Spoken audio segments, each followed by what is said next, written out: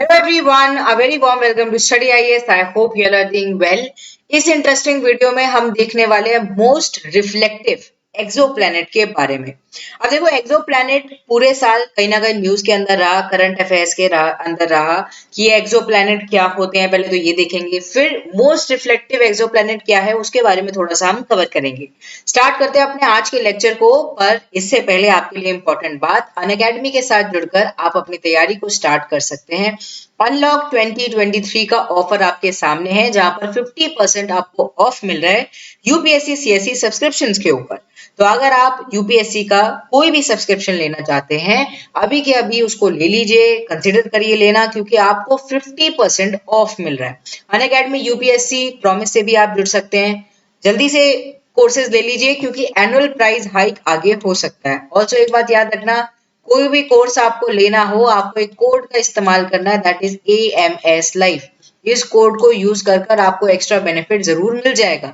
आरंभ बैच 15 जुलाई से स्टार्ट हो रहा है, आप इसके अंदर एनरोल कर सकते हैं। प्रतिज्ञा बैच थोड़ा लेट 22 बेसिकली जुलाई से स्टार्ट हो रहा है, तो आप इसके अंदर भी एनरोल कर सकते हैं। ये हिंदी मीडियम में होने वाला है, तो आपको, अगर आप हिंदी मीडियम से तैयारी कर रहे हैं तो आपको बेनिफिशियल रहेगा।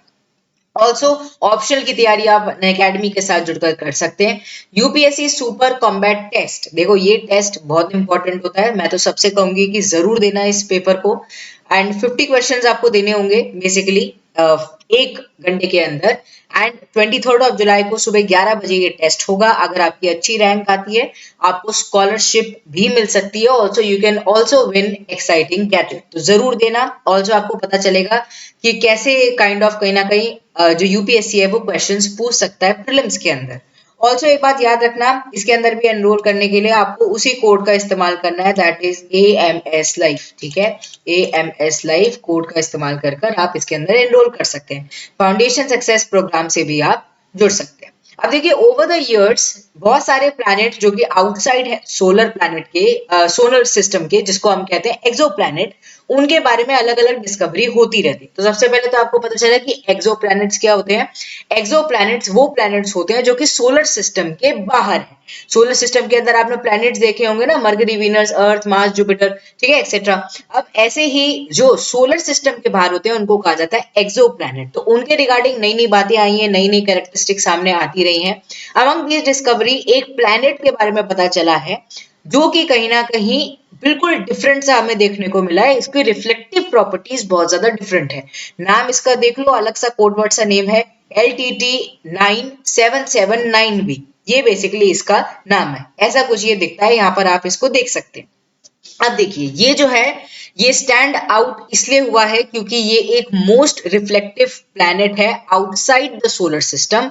एंड इसकी जो रिफ्लेक्टिबिलिटी है, अगर हम देखें, रेफर्स टू, सबसे पहले तो ये समझो रिफ्लेक्टिविटी क्या होती है। रिफ्लेक्टिविटी का मतलब ये है कितना अमाउंट ऑफ लाइट एक प्लैनेट रिफ्लेक्ट कर सकता है फ्रॉम इट्स होस्ट स्टार। तो अपने होस्ट स्टार से कितना ये रिफ्लेक्ट कर सकता है, उसको कहा जाता है रिफ्लेक्टिविटी।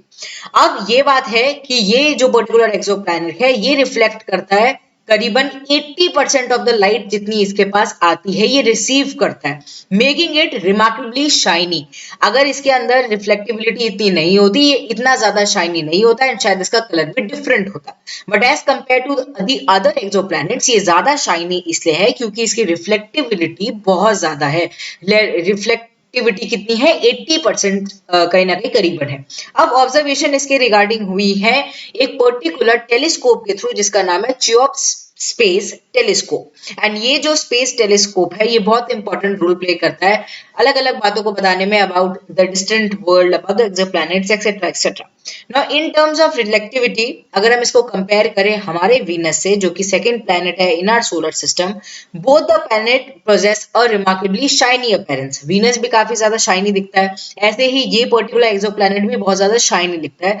तो हम ये समझ सकते हैं कि कहीं ना कहीं दोनों की रिफ्लेक्टिविटी जो है वो काफी ज्यादा है। अब इसके बारे में सबसे पहले डिस्कवरी हुई थी, ये जो है LTT9779b, इसके बारे में 2020 में सबसे पहले डिस्कवरी हुई थी। एंड उसके बाद कहीं ना कहीं जो जितने भी जो एस्ट्रोनॉमर्स हैं, उन्होंने देखा कि इसके अंदर बहुत अलग सी कैरेक्टरिस्टिक्स हैं, एंड इसलिए उसके बारे में और भी ज्यादा रिसर्च चालू हो गई। इसके बारे में एक इंपॉर्टेंट फीचर ये है कि ये जो पर्टिकुलर एक्सोप्लैनेट है is its swift orbit around its host star। ठीक है, वन स्ट्राइकिंग फीचर इसका यही है कि इसके पास एक स्विफ्ट ऑर्बिट है around its host star and ये कंप्लीट करता है फुल ऑर्बिट को 19 आवर्स के अंदर, resulting in incredibly short year on this distant planet. तो अगर हम ईयर वाइज देखें, जैसे कि हम अपने अर्थ का भी देखते हैं, तो कंपैरेटिवली बहुत छोटा ईयर, शॉर्ट ईयर हमें यहाँ पर देखने को मिलता है। Temperature on the side of this particular exoplanet अगर हम देखें जो कि फेस करता है इट्स स्टार, वो रीच कर जाता है अराउंड 2000 डिग्री सेल्सियस। इतना ज्यादा गर्म होता है, इतना ज्यादा एक्सट्रीम हीट होती है एंड इसलिए कहीं ना कहीं रिसर्चर्स के लिए भी चैलेंज हो जाता है कि कैसे हम रिसर्च कर पाए। यहाँ पर एटमॉस्फेरिक कंडीशन को देखना थोड़ा सा मुश्किल हो जाता है। एंड इसके बारे में और पजलिंग एस्पेक्ट ये है कि इतना टेम्परेचर होने के बाद भी यहाँ पर हमें प्रेजेंस देखने को मिलती है बादलों की, क्लाउड्स की। ठीक है, इन दिस स्क्रॉन्जिंग टेम्परेचर टू हमें यहाँ पर फॉर्मेशन देखने को मिलता है क्लाउड्स का। However discovery of these clouds have basically left the scientist puzzled, as कहीं ना कहीं उन्हें समझ नहीं आ रहा कि इतने ज्यादा टेम्परेचर में कैसे क्लाउड का फॉर्मेशन हो सकता है। Now to explain this particular phenomena, researchers ने कहीं ना कहीं इसके बारे में स्टार्ट कर दिया है, कंडेंसेशन के बारे में रिसर्च करना स्टार्ट कर दिया है। ठीक है, एंड ये और समझने की कोशिश कर रहे हैं कि इतने टेम्परेचर में कैसे क्लाउड का फॉर्मेशन हो सकता है। The oversaturation of metal and silicate material जो कि इस पर्टिकुलर एक्सोप्लैनेट के एटमॉस्फेयर के अंदर है is believed to be the key factor contributing to the formation of the metallic clouds। तो यहाँ पर जो क्लाउड्स फॉर्म होते हैं, मेटालिक क्लाउड्स, वो बेसिकली ओवर सैचुरेशन, हद से ज्यादा मेटल एंड सिलिकेट के जो मटेरियल है एटमॉस्फेयर के अंदर इस पर्टिकुलर एक्सोप्लैनेट के, उसकी वजह से ये क्रिएट हो रहे हैं, क्लाउड्स क्रिएट हो रहे हैं। These clouds add to the planet's enigmatic nature, raising further question about its composition as well as the atmospheric processes। तो इसीलिए कहीं ना कहीं जो रिसर्चर्स हैं, जो एस्ट्रोनॉमर्स हैं, they are still researching on this particular exoplanet। पर ये चीज पता चली कि इसकी रिफ्लेक्टिविटी बहुत ज्यादा हाई है, इसीलिए ये बहुत ज्यादा शाइन करता है। आई होप आपको ये वीडियो इन्फॉर्मेटिव लगी हो। Do not forget to hit the like button, also share it with your friends. Bye bye, take care.